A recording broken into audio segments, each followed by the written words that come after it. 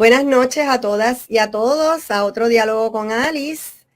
Gracias por la sintonía. Estamos a través de Facebook Live, YouTube y Twitter. Y hoy vamos a estar hablando del caso de Chanel y de la violencia sistémica en corrección. Vamos a trabajar un poquito este caso antes de entrar con mis invitados. Para que el que no sepa, ¿verdad?, pueda ponerse en perspectiva de lo que nosotros estamos dialogando aquí. Tenemos que en el día de ayer, por ejemplo, familiares y amistades, ¿verdad?, y conocidos de Chanel llegaron hasta el Capitolio y a la Fortaleza haciendo reclamos para la investigación de lo que ocurrió con esta mujer que estaba privada de su libertad. Su nombre es Chanel Colón Ponce. En este caso en particular, corrección indica que Chanel se suicidó.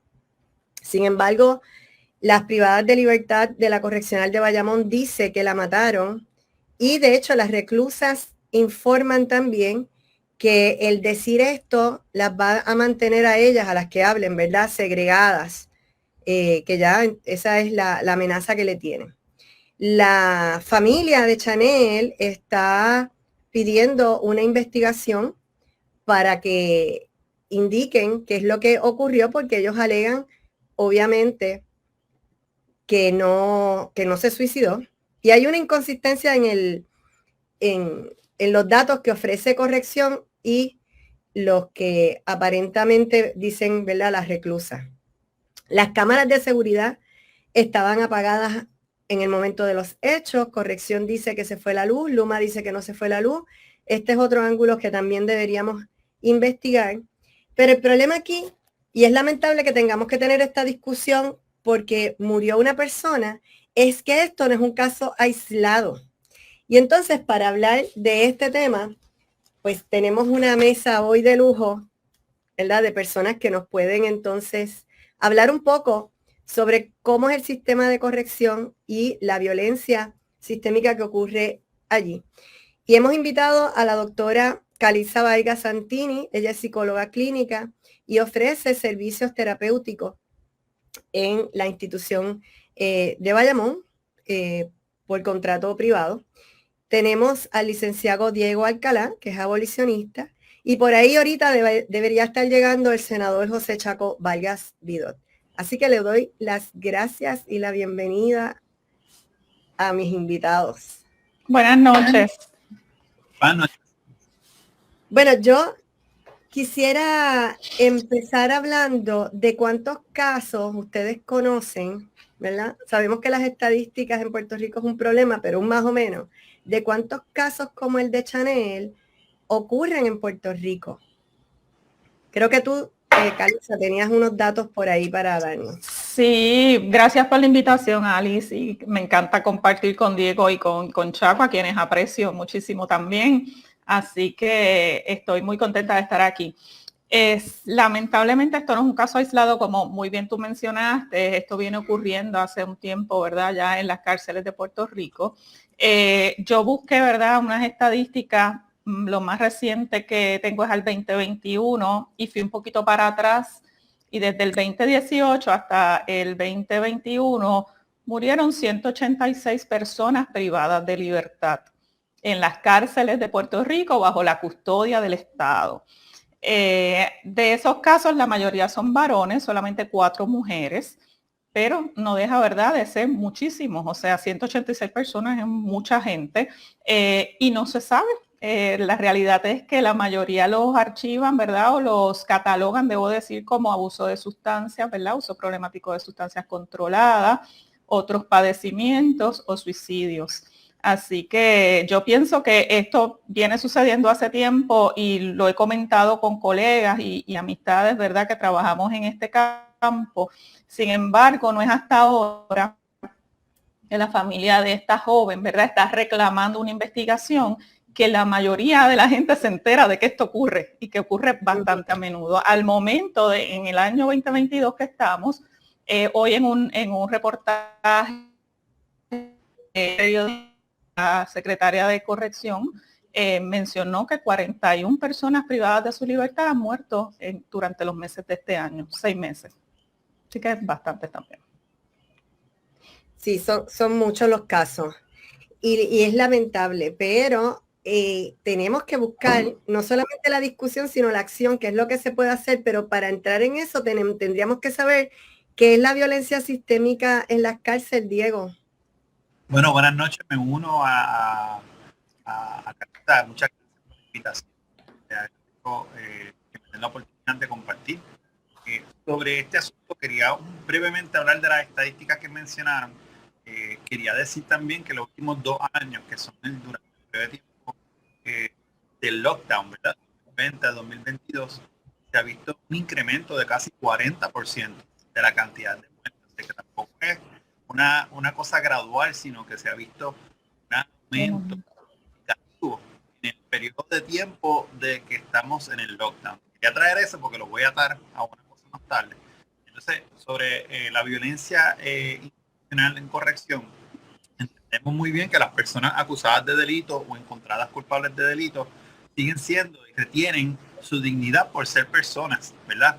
El hecho de que una persona esté detenida para enfrentar un juicio y no puede pagar su fianza, entonces puede tener que estar encarcelado o encarcelada para asegurar su comparecencia. En ese proceso, una persona que entra a una institución correccional puede enfrentar distintas maneras de violencia. Está la violencia, ¿verdad?, de parte de otras personas que están encarceladas, al igual que personas. Está la violencia que puede experimentar a través de los oficiales de corrección durante el uso de fuerza por cualquier razón que sea, legal o ilegalmente. Pero también encuentra. Se nos fue Diego. Ahora. Ahí está. La hija mía por Facebook Messenger, entonces pues, le digo, perdónenme. Hay otro tipo de violencia que es aquel en que encuentra en el ambiente, ¿saben? Estamos en un ambiente típicamente ahora por la pandemia de 23 horas en encierro, lo que genera un aumento en los niveles de estrés de cualquier persona. A eso añádele que muchas personas cuando entran, de la manera en que se procesan las personas en Puerto Rico, pueden sufrir de una serie de condiciones, tanto de salud física como de mental. Eso lo podemos hablar un poco más, ¿verdad?, más adelante.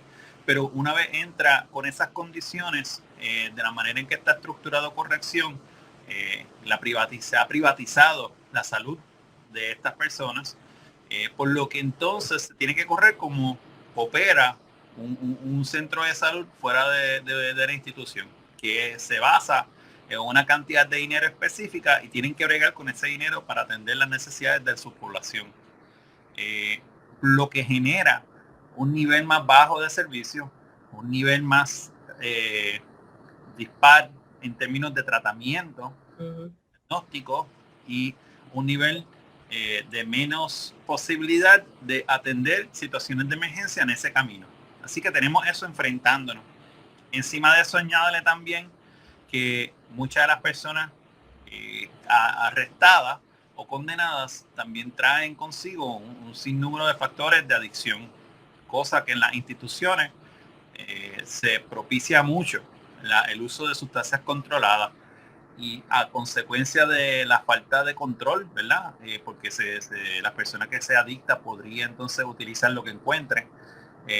Las sustancias controladas dentro de las cárceles son sumamente peligrosas, de que no son de la misma pureza que son las mismas en las calles, lo que propicia entonces un aumento en las muertes de sobredosis.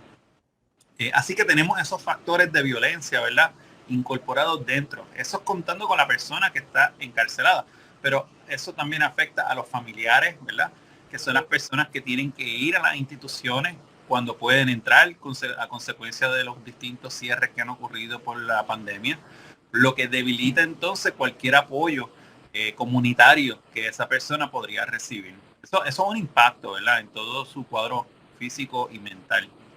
Pero eso, en cuestiones de violencia sistemática, tendríamos que, además a todos esos factores, incluir la forma y manera en como el sistema opera. Hay una serie de reglamentaciones que lo hace sumamente difícil para que una persona podría ser reconsiderada o reclasificada, ¿verdad? Porque cuando uno llega a corrección, lo primero que ocurre, hay una clasificación a consecuencia de tu delito por el cual fuiste encontrado culpable, que te posiciona en un renglón, ¿verdad?, de seguridad máxima, mínima, perdón, mediana o mínima, lo que implica una serie de accesos a cursos como rehabilitaciones o acceso a distintos espacios para evitar el ocio, ¿verdad? Así que tiene esas clasificaciones que están ocurriendo, y para salir de esas clasificaciones hay un proceso laboroso. La Corte Suprema de Puerto Rico no ha facilitado esto, dado que una de las más recientes decisiones determinó que las personas privadas de libertad sí pueden solicitar copias de su documentación, pero lo limitó a que el papel solicitado, ¿verdad?, para que sea fotocopiado por la institución, se limite a aquel papel que sea para radicar en corte. Muchas de las cosas que ocurren dentro de las instituciones se limitan a cosas administrativas, y por tal razón es necesario, ¿verdad?, ese tipo de acceso para poder entonces mantener a las personas privadas de libertad con un sentido de pertenencia, para poder representarse adentro de las instituciones. A eso le podemos seguir añadiendo, ¿verdad?, las razones por las cuales uno entra a las instituciones y cómo la política de Puerto Rico ha facilitado, para mí, una chorrerita de distintos renglones para que todo se resuelva dentro de las instituciones correccionales del país, en vez de atender la situación en donde se tiene que atender, que es en la calle, con acceso y garantizar acceso de la salud física, salud mental, acceso a vivienda, acceso a un empleo digno, y a la misma vez educación antirracista con perspectiva de género, que son y otros, ¿verdad?, otros programas que facilitan entonces que se reduzcan esos factores significativos que producen la violencia sistemática, que la violencia entre personas. Pero me voy a quedar callado. Sí, ciertamente. Pero traíste unos temas que Calisa puede atar, porque cuando empezaste a hablar de los diferentes tipos de violencia, y lo estábamos hablando antes de empezar, la realidad es que quedarte sin libertad ya de por sí amerita que la persona reciba unos servicios. Entonces, que Calisa nos hable sobre esos servicios terapéuticos, quiénes los reciben, si es que los reciben y cómo, ¿verdad? ¿Cómo es que ocurre esto? Pues mira, yo les puedo hablar, ¿verdad?, desde el conocimiento limitado hasta cierto punto que tengo en ese aspecto, porque yo no trabajo con corrección, yo voy a través de una fundación a ofrecer unos talleres psicoeducativos, ¿verdad?, que tienen un componente emocional, pero no es psicoterapia. En ese sentido, sí, yo sé que se ofrecen, por ejemplo, en la cárcel de mujeres, que los años, ¿verdad?, yo llevo 20 años trabajando en esto. La mayoría de estos años han sido en la cárcel de mujeres, primero en Vega Alta y ahora en Bayamón. Allí sí hay colegas, ¿verdad? El problema es el distanciamiento entre sus citas, el acceso que ellas tienen, ¿verdad?, a ese profesional, el diagnóstico que algunas traen y otras no, entonces eso también puede limitar el acceso, ¿verdad?, al servicio. Así que en general tenemos una población muy desprovista en todos los renglones, ¿no? De servicios sobre todo, y esto es bien interesante que la gente lo sepa, la mayoría de los servicios que hay para las cárceles de varones no los hay para las cárceles de mujeres, para la cárcel de mujeres, ¿verdad? Ellas no reciben los mismos talleres o los mismos, lo que me la mencionaba Diego, que pueden laborar en distintas cosas. Ellas no tienen todas esas oportunidades. De hecho, el programa de la Universidad de Puerto Rico, que comenzó y es buenísimo y me parece excelente que comenzó primero en la cárcel de varones y no ha sido hasta los últimos años que llegó a la cárcel de mujeres. O sea, vemos nuevamente, ¿verdad?, la discriminación en contra de la mujer, en este caso de las privadas de libertad. Y algo que mencionó Diego también sumamente interesante y muy importante que reconozcamos todos, son las causas de por qué la gente llega a la cárcel, ¿verdad? Tenemos un problema de iniquidad en Puerto Rico grandísimo, hay mucha injusticia a nivel social y la falta de acceso a educación, como muy bien él mencionó, y a servicios de calidad, hacen que muchas de nuestras personas lleguen a cometer delito, ¿no? Y eso es algo que todos y todas, ¿verdad? Tenemos que número uno, cuestionar y número dos, trabajar para que esto no siga ocurriendo, ¿no? La realidad es que el último perfil de confinados y confinadas, que es del 2019, habla de un 50 y pico de % de mujeres con diagnósticos de salud mental que están privadas de su libertad. O sea, poquito más de la mitad de las mujeres que están allí tienen algún diagnóstico de salud mental. ¿Qué servicios están recibiendo? ¿Con qué continuidad los están recibiendo? ¿No?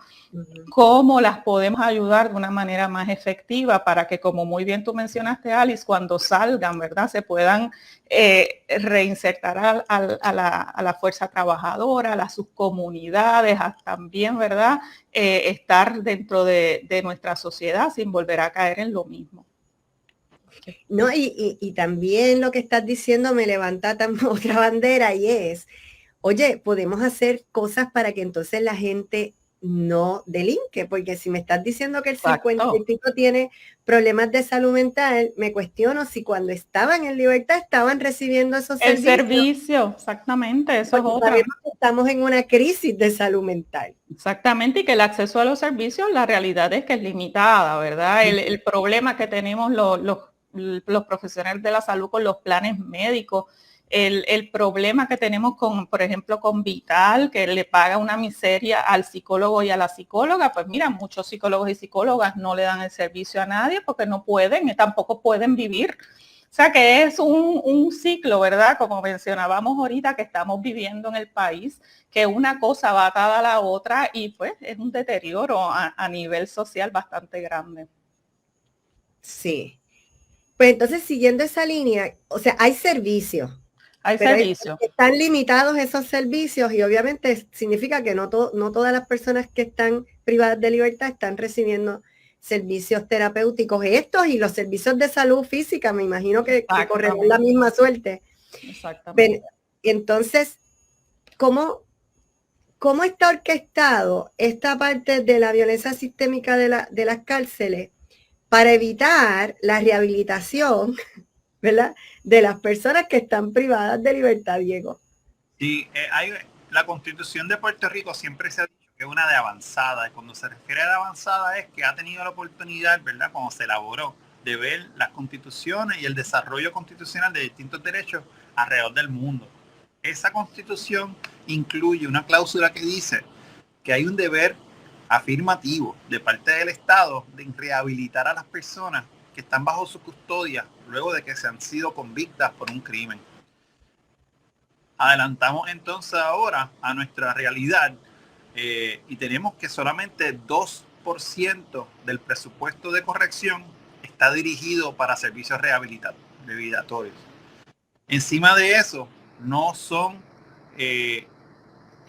implementados de manera global, como muy bien dijo la doctora, son limitados a distintos proyectos en distintos lugares, en distintos formatos, y también, a mi entender, son bien segregados. Así que puede ser que una población de Aguadilla tenga acceso a un proyecto que es distinto a un proyecto en Guayama, cosa que imposibilita que las mismas personas que estén interesados en ofrecer este tipo de servicio puedan coordinar, ¿verdad?, y hablar de una manera más uniforme para tener entonces métricas para verificar cómo es que no solamente se ofrece el servicio, sino también se mide su efectividad. Pero vamos un paso para atrás. O sea, el problema aquí sistemático también se refleja en la imposición, ¿verdad?, de una junta de control fiscal, porque nosotros somos colonia, y hacer una colonia nos están diciendo desde allá que no tenemos la capacidad para entonces manejar nuestros asuntos internos. Pero esa obligación que la tiene esta entidad no democrática, no elegida por el pueblo e impuesta, ha decidido a su criterio cuáles son los servicios entonces que merecen aumentarse y cuáles merecen reducirse el presupuesto. ¿Qué se aumentó? La Policía de Puerto Rico. ¿Qué se ha reducido? Todo lo demás. Así que a través de ese tipo de implementación de política pública vemos cómo el Estado entonces prioriza ciertos grupos, ciertas estructuras En este caso es la estructura de dar macana y de sacar personas que están peleando por el derecho a acceso al mar, porque están protegiendo una piscina que está puesta ilegalmente en un área marítimo terrestre, pero cuando necesitamos agentes del orden público, que para mí nunca los necesitamos, pero hay gente que los llama, no están. Así que tenemos que ser bien conscientes cuando hablamos del problema sistemático. Tenemos un mecanismo dentro del Departamento de Educación que la disciplina se atiende mediante expulsiones y mediante llamar a la policía. Son parte de un reglamento interno impuesto a consecuencia de No Child Left Behind del presidente Bush cuando se implementó en Puerto Rico. Lo mismo ocurre, como dijeron muy bien ustedes, que las mujeres, principalmente en las cárceles, tienen un nivel más alto de violencia de género. ¿Sabes por qué? No de género, sino de salud mental. Porque muchas de ellas han sido víctimas del propio de violencia de género también, y el sistema las penaliza. Hay una doctrina que se llama trauma to prison, igual que school to prison, trauma to prison, en donde el sistema no le da las protecciones a una mujer, enfrenta un juicio criminal por defenderse en contra de su agresor y no se puede entonces defender correctamente. Y eso entonces se dio la semana pasada cuando sentenciaron a 120 años una mujer por defenderse de su agresor. Eso es así. Es un pipeline, ¿verdad? Lo que tenemos. Tenemos traumas que nos llevan, ¿verdad?, a delinquir de alguna manera, y el sistema también las penaliza, como muy bien dice Diego. Sí, pero no tenemos un proceso que sea preventivo, que lamentablemente nos falta. Bueno, le doy la bienvenida a Chaco. ¿Cómo estás? ¿Me oye? Todo bien, aquí en una conectándome con un aparato alternativo, porque no me puedo conectar con mi computadora, con mi laptop, así que... Pues no eres el único, porque ya como Diego. Alternativo. La verdad. Así que saludos al grupo. Saludos, senador. Gusto en verle. Ahí igual, ¿verdad? Estamos en familia aquí. Pues tú fuiste dialogando con la familia de Chanel, que ellos te dijeron y cuáles son sus reclamos. Sabemos que Chanel es un caso que abrió la discusión, pero no es el único caso. ¿Verdad? Calisa nos trajo las estadísticas ahorita y realmente nos debe parar los pelos a todos lo que está pasando en las cárceles, pero ¿cuáles son los reclamos de esta familia? Pues mira, los reclamos totalmente justos y razonables, y que yo quisiera que la mayoría de las familias que enfrentan situaciones de esta naturaleza se mantengan firmes como lo hacen esas familias, ¿verdad? Básicamente es que toda la muerte gira alrededor de un escenario en donde la información presenta una inmensa incongruencia con lo que ellos perciben. Recordemos que esto es un sistema absolutamente cerrado, y entonces las personas, si el sistema no se abre para brindarle a las personas para manejar su pérdida, le brindan la información racional, ¿verdad? Por lo menos adecuada, y se habla claro, pues entonces la familia puede manejar esa pérdida con un grado mayor de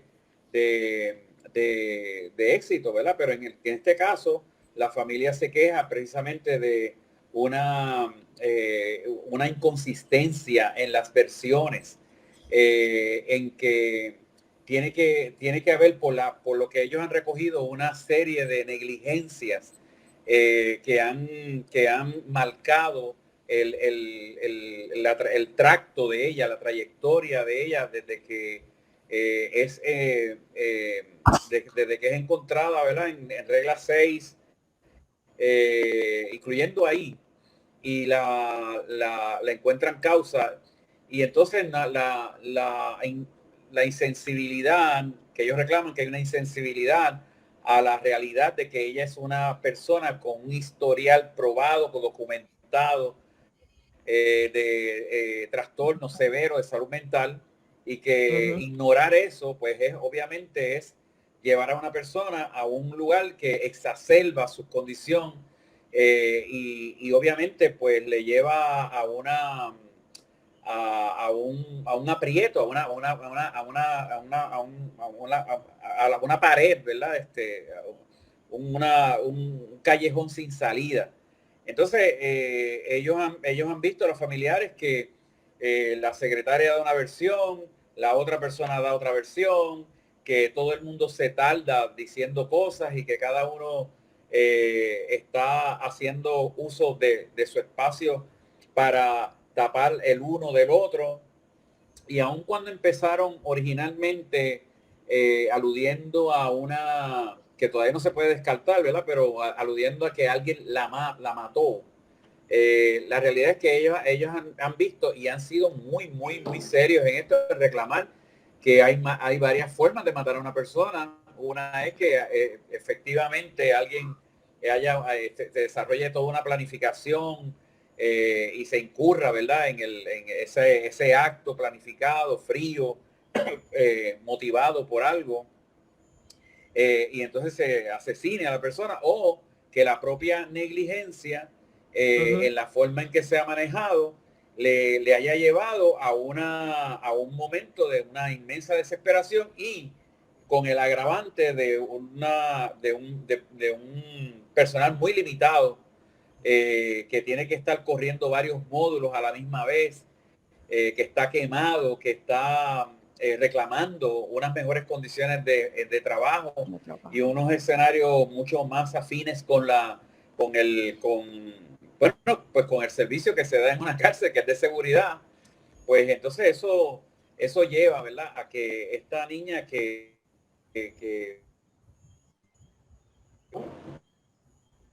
no sé. Te frizaste, Chaco. Pero de ese tema estábamos hablando también, Calitza y yo, un poquitito antes, del burnout también y la falta de personal en las cárceles. No te oigo. Es así. Él lo trae y nos parece importante porque estamos corriendo el sistema con falta de personal.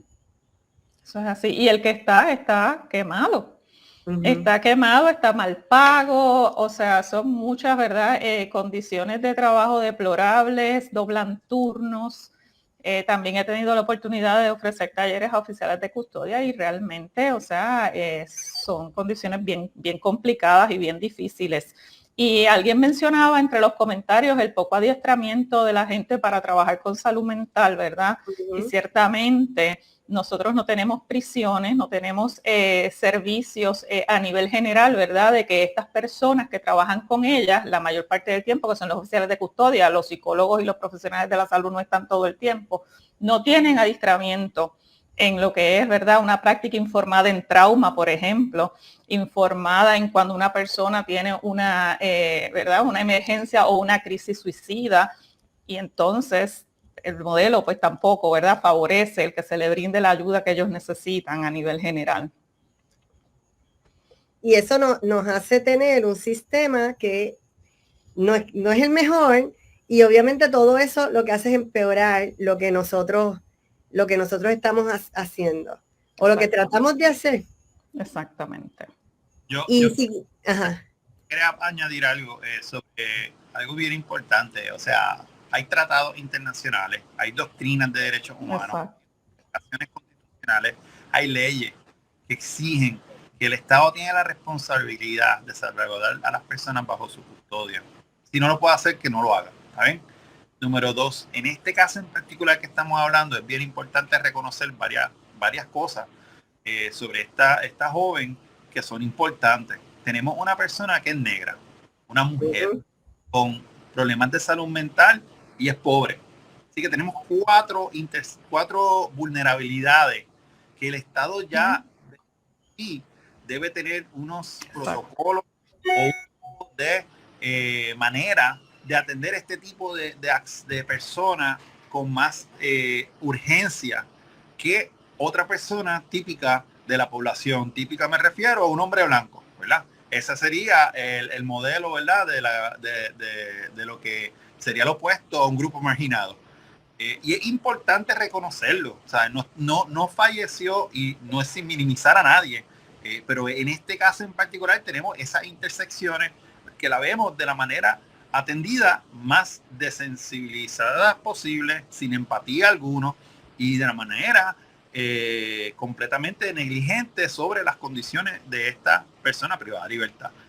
Y para mí es bien importante que reconozcamos esto. Sobre la falta de personal, miren, hay un caso en el Tribunal Federal que no se llama Morales Feliciano. Hay otro caso contra el Departamento de Corrección sobre las instituciones juveniles y llevan 28 años tratando de resolver el problema de falta de personal. El gobierno lo sabe y prefiere pagar las multas antes de atender la situación. ¿Cómo se atiende? Le pueden subir el salario o cierran las cárceles también. Así que a mí no me convence ese argumento de que sí, y puede ser real, pero esto no es nuevo. Así que no es una excusa, es un patrón que demuestra una negligencia continua de parte de esta agencia y de todos los gobiernos que han atendido esta situación. Así que sobre los oficiales, pues entonces esa es la opinión que tengo. Así que próximo. Mira, de hecho, en ese caso, se va la luz supuestamente, las cámaras no funcionan, pero no tienen un plan B tampoco porque es un problema de seguridad interno que se crea ahí. Pero es que con los que están privados de libertad, con los mismos de seguridad, es como un reguero, ¿no? No son para proveer rehabilitación ni para prevención, son reactivas, son para mantener la disciplina y la seguridad supuesta que ocurre dentro de esas instituciones. Y hay o no hay cámara, la obligación sigue siendo la misma. Allí nadie tiene una cámara para asegurarse que la persona reciba la rehabilitación. Nadie. Eso. Se gastan dinero en drones para asegurarse que podamos ver si en algún momento capturamos a alguien tirando supuesta droga dentro de la institución. Miren, en los últimos 2 años los familiares no han entrado y el aumento en drogas contaminadas es significativo. Si los familiares no pueden entrar, pues entonces los que están entrando son o suplidores o personal de administración con esa droga. Así que tenemos que estar bien conscientes de lo que está pasando aquí en términos de todas las fallas y negligencia crasa, porque no estamos hablando exclusivamente de esto, estamos hablando de todos los casos que están pasando, especialmente en Ponce, que es donde realmente estas personas, cosa que se sabe ya, y tenemos un gobierno, una rama ejecutiva dándose aquí en la espalda del buen trabajo que están haciendo, utilizando una graduación de unas personas privadas de libertad y utilizando ese ejemplo como si todo lo que ocurre dentro de corrección es lo mismo. Oye, 12 personas se graduaron de una población, un grupo tan grande, entre 7.500 a 10.000 personas. Tú a la matemática, eso es ni siquiera un 0.5% del 0.5%. Ni siquiera un 0.5% es eso. Exacto. Eso es así. Yo de verdad me voy a quedar callado porque sigo y sigo. Así que, no, pero Calitza iba a decir algo. Bueno, tenía muchas ideas, pero lo que quería primero, número uno, recalcar que el modelo que nosotros tenemos definitivamente no sirve, ¿verdad? Nosotros seguimos un modelo punitivo que viene de los Estados Unidos. Nosotros deberíamos poder mirar otras partes del mundo que tienen otros modelos para tratar con la gente que rompe la ley, ¿verdad? Y lamentablemente no hay voluntad para hacer eso. Número uno. Número dos, cuando Diego mencionado de los oficiales correccionales, me gusta siempre mencionar que ellos son parte del mismo problema, o sea, ellos están inmersos en la misma situación, que tienen un poder contra los confinados y confinadas, pero realmente están igual de mal en términos de cómo se les trata dentro de la agencia, por ejemplo. Y la realidad es que nosotros, eso de la educación, por ejemplo, o sea, los servicios, como muy bien mencionó Diego ahorita, no son los mismos para todos. El servicio que nosotros ofrecemos no ha sido hasta el año pasado que me dejaron entrar a una cárcel de varones a ofrecerlo. Un servicio que no se le cobra un centavo al sistema correccional. Nosotros lo llevamos a través de distintas propuestas. Así que deberían quererlo, ¿verdad? Deberían querer implementarlo en todas las cárceles. pero lamentablemente no ha habido, ¿verdad?, la voluntad hasta hace poco de que nos han llevado, ¿verdad?, y nos han permitido entrar, por ejemplo, a la cárcel 292, que es una cárcel de máxima seguridad, y en el último año he podido estar allí. Así que la realidad es que es un problema sistémico que tenemos, es un problema a nivel de país, y es un problema que lamentablemente requiere mucha voluntad, mucho esfuerzo y sobre todo el deseo de que las cosas cambien. Y hay tantas maneras de hacerlo, porque de hecho hay trabajo comunitario, están las universidades que tienen internos, ¿verdad? Que podrían ser de apoyo, se puede desarrollar proyectos que pudiéramos también ampliarlo. Se puede hacer de muchas otras formas. Sí.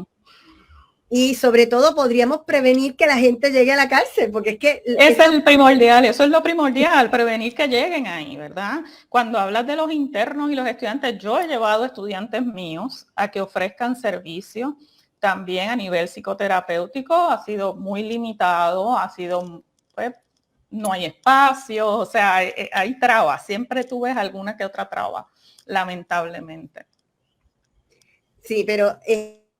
tenemos un sistema politizado, así que realmente los fondos que hay están para ciertos, ¿verdad?, niveles y cierta gente, pero no llega, pasa igual que en educación, que no llega a los niños, no llega a la sala de clase, y en este caso no llega a los privados de libertad para que se puedan entonces realmente, si esa es la intención, rehabilitarse para poder reinsertarse. Exactamente. Voy a dar una mirada un poquito más autocrítica. Yo he fallado mucho en no manifestar lo horrible que es un sistema como el que tenemos. Y creo que como yo hay muchísimas otras personas que tienen conocimiento de primera mano que simplemente hacemos nuestro trabajo y nos vamos a casa, en vez de manifestar cómo podemos mejorar el sistema. Y yo creo que de la sociedad civil, de personas en la comunidad, tanto el sector laico como religioso, tenemos contactos con el sistema de alguna manera u otra. Y creo que esto es un reto para todo el mundo, de que debemos no quedarnos callados, porque este tipo de cosas es lo que está ocurriendo y mañana te puede pasar. Ciertamente, si una persona que nos está escuchando hoy es una persona con un apellido bien estrambótico, con unas conexiones, con un título, o es padrino de yo no sé quién, o conoce el amigo del alma, pues las probabilidades de que la policía ni siquiera te acuse se van reduciendo. Sin embargo, en la gran mayoría de los puertorriqueños no son ese tipo de personas. Hay interacciones con la policía porque la policía ha diseñado un plan anticrimen para afectar e impactar. Ni siquiera es para la seguridad, es para impactar distintas zonas geográficas de Puerto Rico que se mantienen bajo criminalización constante. Así que es importante reconocer que esto es un andamiaje mucho más. Por ejemplo, en este caso, tenemos ya de primera instancia que hay indicios de que la persona sufría de salud mental. Aún así se procesa en vez de atender de una manera de salud mental. Exacto. Además de eso, se solicita una fianza alta para que la persona no salga. ¿Dónde está el policía? ¿Dónde está la responsabilidad del fiscal que pidió? ¿Dónde está la responsabilidad de la rama judicial al momento de ver este tipo de casos? Estamos criminalizando nuevamente, otra palabrita, la criminalización de, en este caso, problemas de salud mental. Adicción, school to prison, trauma, hay pobreza también envuelta, así que tenemos unos factores. Aquí no se está hablando de que la persona no puede ser responsable, ¿verdad? O llevado a un proceso posterior pero si no se atiende de su raíz, no importa lo que ocurra después. Y en el interín hemos permitido como sociedad que la gente que habla de ley y orden diga cómo es que nosotros, los miembros, los integrantes de la comunidad, podemos o no podemos estar seguros en nuestras comunidades. La gente que apoya ley y orden ven todo de una manera que va estructurado. Tú cometiste un delito, el policía va a determinar si ese delito amerita o no. Si, por ejemplo, como mencioné anteriormente, tú eres una persona conectada, probablemente no te voy a afectar tanto versus otro, pero por el sistema, y tenemos que reconocer eso, llamarlo, decirlo, pelearlo. Un estudio que hicimos en la corte de 2000 a 2016, el 27% de las personas acusadas durante ese periodo de tiempo fueron acusados de conspiración de droga. Esos son los indictments, esos que siempre se pasan diciendo que gestamos un montón. Todas esas personas son de barriadas o residenciales públicos. El costo de encarcelación de esas personas son 981 millones de dólares.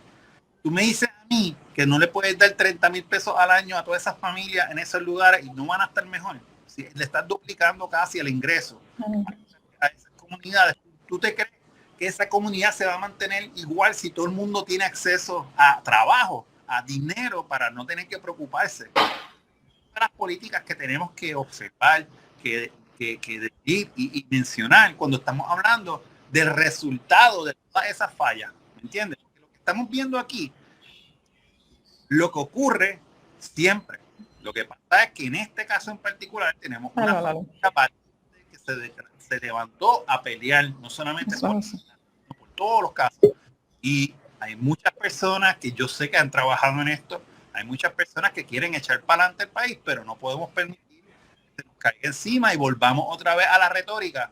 Pero es que es así, vamos a mejorar lo que tenemos cosméticamente cuando no atendemos sistemáticamente el problema. Que es de desigualdad, al fin y al cabo. O sea, la desigualdad es la que nos lleva, ¿verdad?, a sufrir lo que estamos sufriendo y que nuestra gente, ¿verdad?, llegue a cometer los delitos que comete. Ciertamente. Tenemos a Chaco aquí, espero que lo podamos oír ahora, porque te toca el tostón a ti, Chaco. ¿Qué está haciendo la legislatura con esto? Yo sé que hay fondos y todavía nunca llegan a donde tienen que llegar. ¿Qué es lo que van a hacer? Yo creo que es bien importante, Alice y compañeras, que no generalicemos. La legislatura no es un cuerpo homogéneo.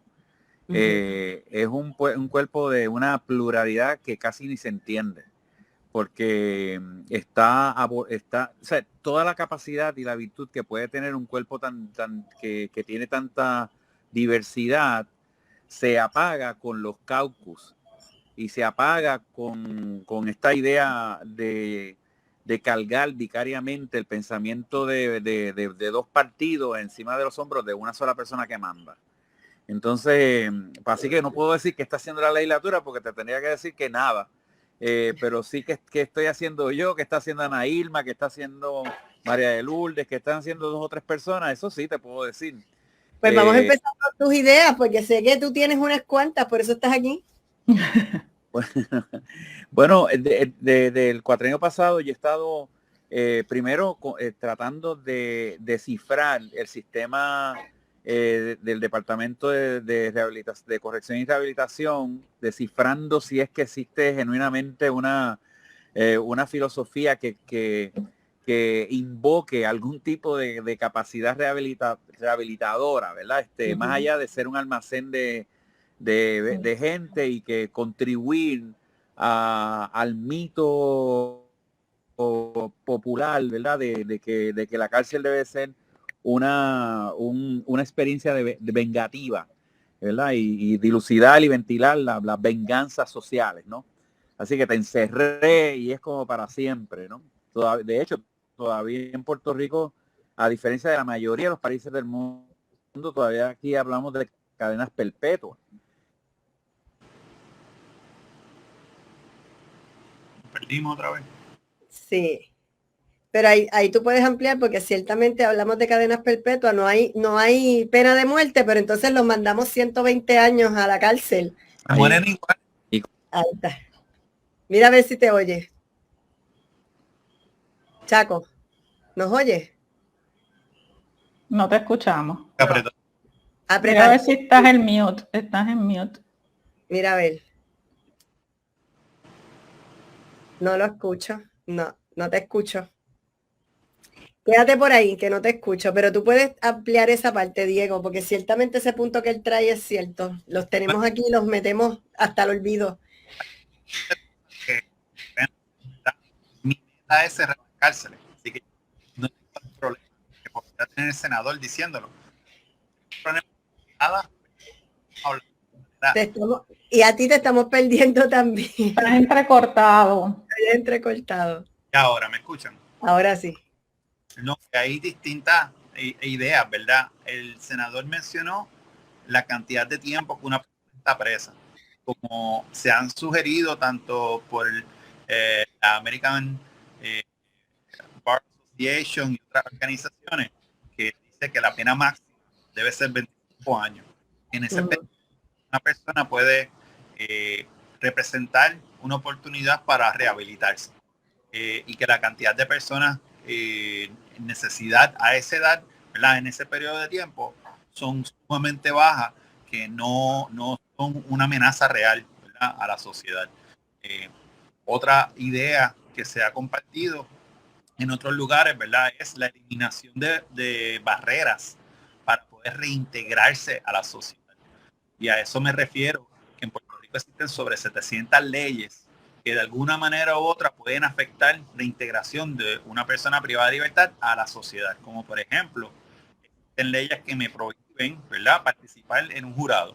Imagínate que una persona que pasa por un sistema puede instruir tanto, ¿verdad?, sobre el martirio que puede pasar una persona dentro de las instituciones, que se le prohíbe por completo, ¿verdad?, de participar en ese proceso deliberativo. Si estamos hablando de una sociedad, ¿verdad?, de tus pares, incluyen personas que han cometido delitos y que los han cogido, porque quiero repetir, aquí todo el mundo ha cometido un delito. Todos nosotros hoy, según un libro, hemos cometido por delitos federales en el día de hoy. Lo que pasa es que no nos han cogido. De 10 a 12, dijiste.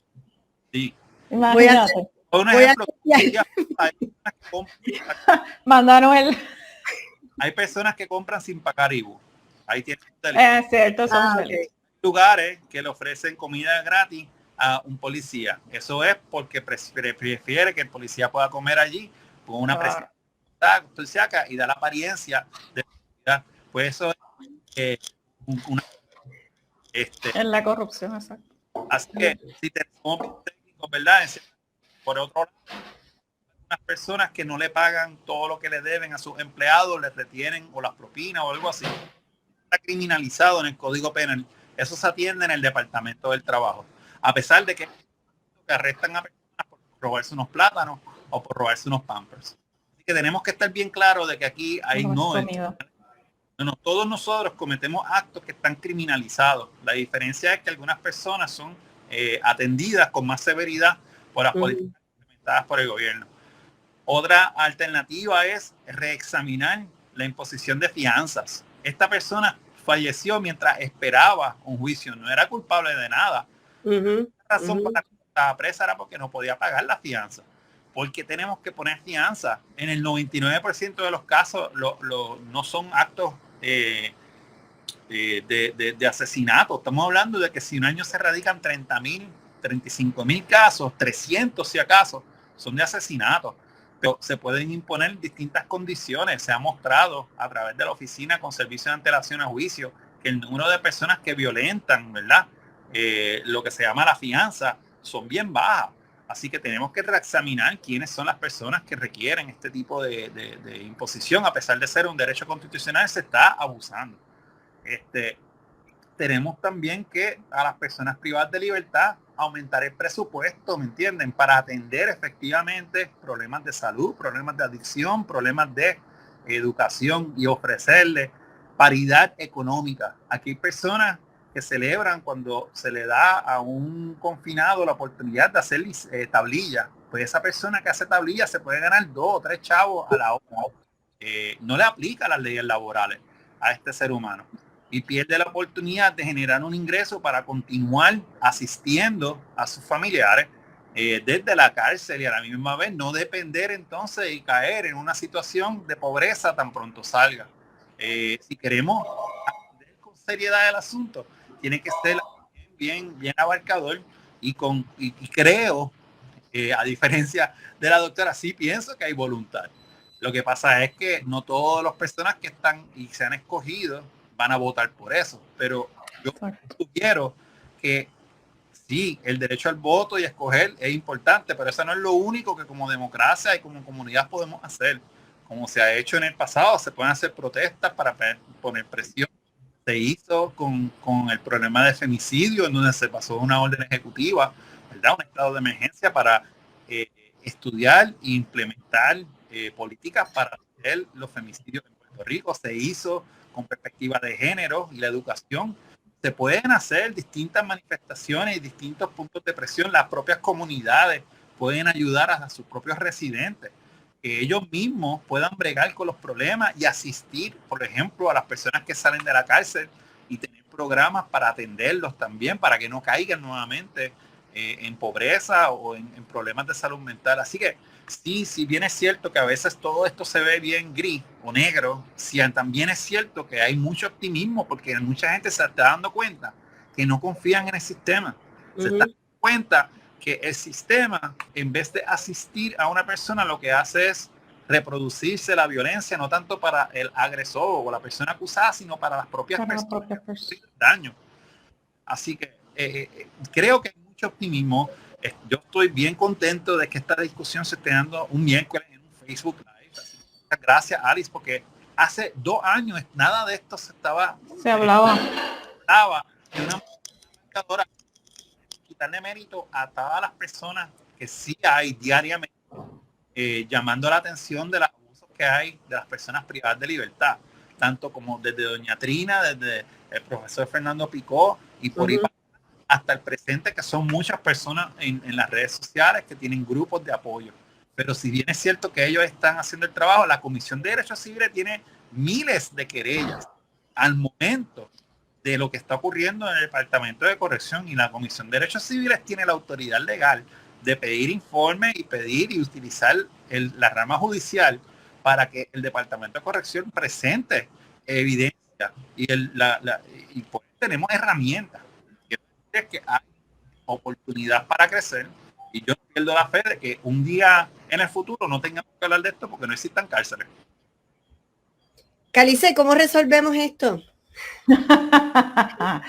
Pues mira, yo en verdad no quiero ser me gusta el optimismo de Diego y lo comparto, ¿verdad? Porque, por ejemplo, yo me siento muy orgullosa del trabajo que hacemos desde la fundación, y yo entiendo, ¿verdad? Que ahí preguntaron el nombre de la fundación ahorita. Sí, es la Fundación Felisa Rincón de Gautier. Doña Fela, que fue la alcaldesa de San Juan por tantos años, tenía una visión muy amplia y muy de vanguardia para su época, ¿no? De la importancia de ofrecerle a las personas más vulnerables unos servicios de calidad, ¿verdad? Y entonces su fundación continúa con esa misión y desde hace 20 años vamos a las cárceles, ¿verdad? Particularmente a la cárcel de mujeres, porque, ¿verdad? Parte también de su iniciativa era con mujeres, a ofrecer estos talleres. No solamente voy yo, que ofrezco, ¿verdad? Talleres de bienestar emocional, maternidad a distancia, calidad de vida, mindfulness, ¿verdad? Lo que trabajamos los profesionales de la salud,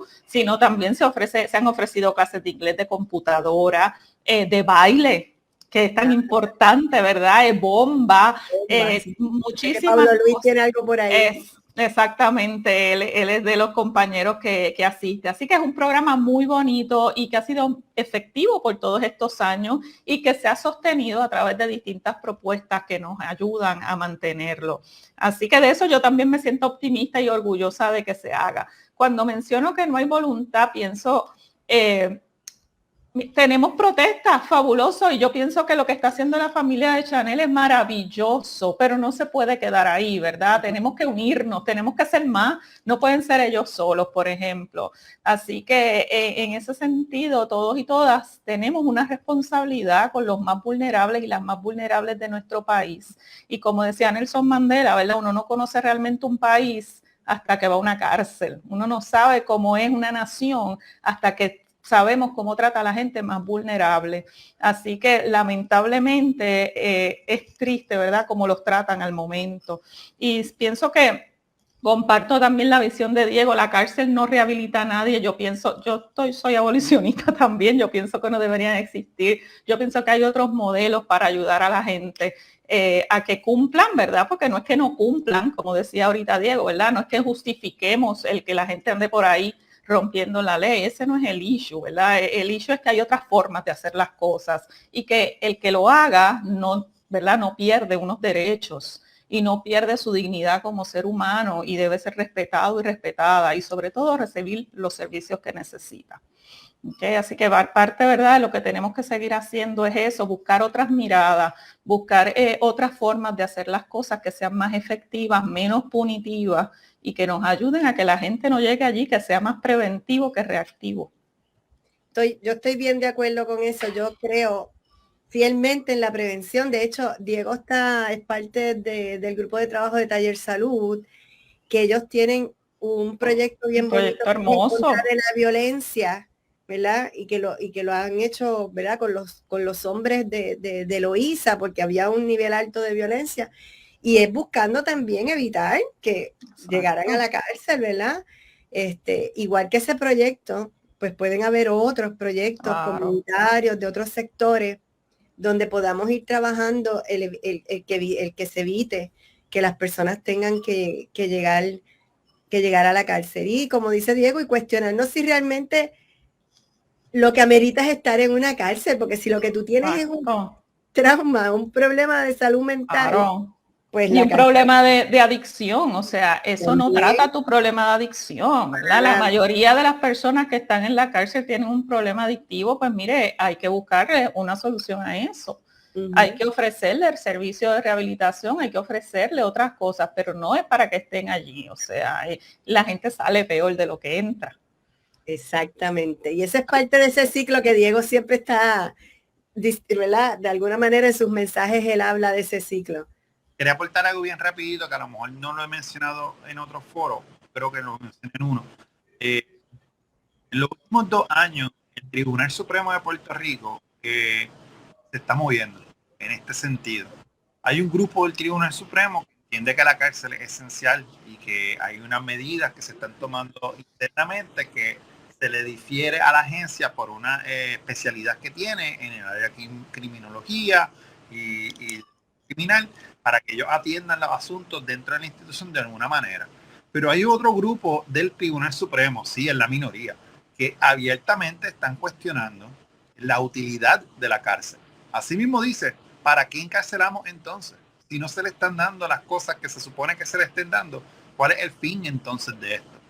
Y hay una batalla interna de visiones, de ideología, de cómo es que una sociedad debe depender o no del sistema criminal dentro del Tribunal Supremo. Y no es que se esté dando en el pasillo, es que se están dando las decisiones, cosa que es importante, porque si bien es cierto que nosotros entendemos que en este momento no se están dando las cosas que yo como abogado, ¿verdad?, de la manera que quiero, sí se están poniendo las bases para que en un futuro futuras generaciones de abogados pudieran, abogados, abogadas y abogadas, puedan entonces apoyar sus argumentos legales para entonces atacar la constitucionalidad de la propia cárcel.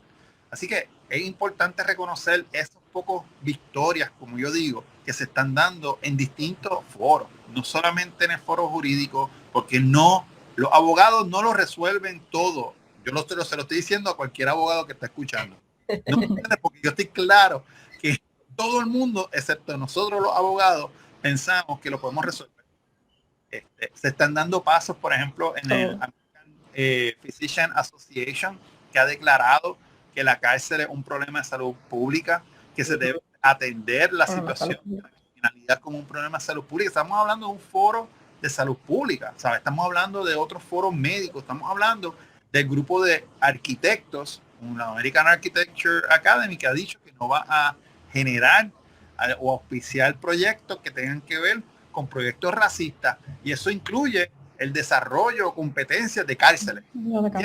Hay unos cambios que se están dando en distintos aspectos de nuestra sociedad que apoyan la postura nuestra.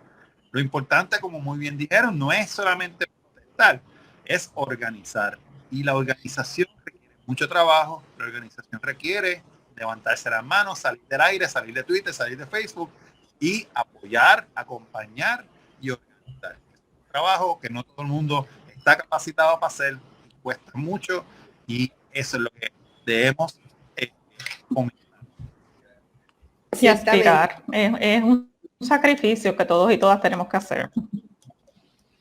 Es lamentable que Chaco, ¿verdad?, haya tenido los problemas porque hay una legislación, como tú bien dices, Diego, hay unas legislaciones por ahí que sé que lo que quería decir es que están las dificultades de, ¿verdad?, de aprobación muchas veces, porque la idea está, las legislaciones están corriendo para poder trabajar estos asuntos, pero no se le presta, ¿verdad?, la atención que amerita. Pero parte de este foro era ver cómo unamos esfuerzos también para darle fuerza a esas legislaciones que en efecto podrían ayudar a minimizar este problema o erradicarlo de alguna manera, porque me parece que es importante, ¿verdad?, que nosotros como ciudadanos civiles podamos entonces aportar dando esa ayuda, y que esos fondos que existen también lleguen a los reclusos y no se queden, ¿verdad?, en otras áreas que sabemos que no llegan, y que pues momentáneamente necesitan unos servicios que no se están dando, que no están recibiendo. Pero también se me ocurre una idea que les voy a tirar aquí para que todo el mundo lo vea, de que hay que hacer un foro con este tipo de discusión, un foro público, que la gente se eduque y que podamos entonces darle esa mano a todos los sectores. Así que yo sé que los comprometo con esto, lo estoy haciendo con toda la intención. Chaco no está, pero está comprometido. También Está comprometido con eso, porque hay que seguir, como ustedes dicen, hay que el trabajo que tiene que ver con la sociedad, ¿verdad?, nos toca a todos. Nos toca a todos, y ustedes son los expertos en el tema. Yo voy a estar allí en apoyo total. Gracias. Sí, eso es importante, ¿verdad? Y yo sé que la gente que está aquí también. Pues yo les agradezco muchísimo el que hayan estado conmigo aquí. Espero que no sea la última vez. Hay muchos temas para discutir y educar a la gente, y que puedan entrar en diálogo y hacer sus preguntas, ¿verdad?, que es el propósito de este espacio, que podamos, lo que no nos dan espacio en otros sitios, tengamos el espacio de poderlo discutir. Así que les recuerdo a todo el mundo que esto está en Facebook, está en Twitter y está en YouTube. Usted consigue a Diego Alcalá en sus redes, consigue también a la doctora Calitza Baelga para cualquier ayuda o pregunta. También lo pueden dejar por aquí, yo se las hago llegar también las preguntas si no pudimos dialogar aquí sobre las dudas de usted. Así que buenas noches a todos. Buenas noches, gracias. Buenas noches.